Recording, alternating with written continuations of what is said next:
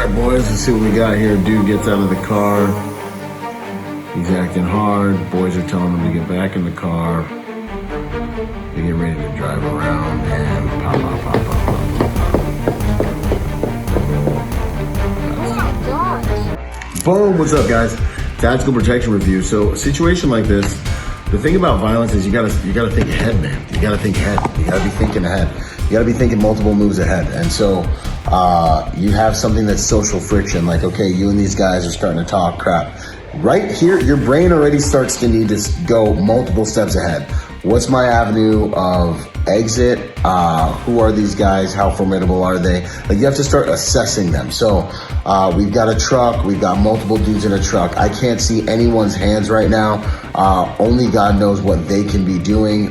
How am I oriented, tactical positioning, right, in this space to be able to get away, defend myself, XYZ, right? And so as things escalate, you want to make sure that you're in a position of advantage, right? And you guys have all seen this in like bar fights. A bar fight's about to start off. Dudes that have been in bar fights, everyone starts positioning. Like all of a sudden, like one of their buddies starts getting around back of your buddies. And next thing you know, like dudes start surrounding and everyone's picking angles and so for the layman or for the silly villain who doesn't get in a lot of fights, you guys aren't thinking this way and dudes are maneuvering on you. So like, I can pretty much guarantee that while these guys were while the dudes in the truck were talking to the other guys at the front at the light, those guys were already deciding what they were gonna do and they were already getting in position for them. When you pull up behind another vehicle, you wanna make sure you have enough room to be able to maneuver around that vehicle, right? You've heard me talk about that. Only pull up to where you can see the back tires on top of the hood of your vehicle.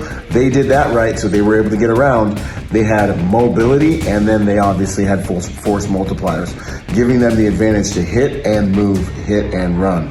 If you're in the front vehicle, you've got to be thinking like, right now my vehicle's not moving, it's a coffin. Am I ready to get my vehicle moving? If I need to get my vehicle moving, am I in a position where I can defend myself? No, you're sitting in the middle of the intersection. The reality is, people don't expect these things to happen, and so they get caught off guard. When you're acquainted with violence and you know how quickly things can change, it does give you an edge. And no matter what you think of the opponent that you're facing, realize this: anyone can kill you, and you need to always be preparing for the worst case scenario. So that's how you survive violent encounters. And then finally, you've got to just remember what your priorities are. What's your mission? Is your priority to get home, or is your priority to get into a violent altercation on the side of the road to prove something? Based on what I understand from this altercation, people actually died. So my condolences to everyone involved. And I make videos like this to try to help us all avoid situations like this. So God bless, Semper Fi. Let's do everything we can to get home tonight, gents. Boom. Boom, it's finally here.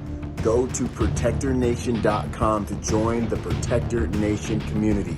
Learn online and become part of our Protector Nation family. I look forward to seeing you guys there and for us all to join forces to make the world a safer place by helping good people to become more dangerous. I'll see you there, and until then, be peaceful but not harmless.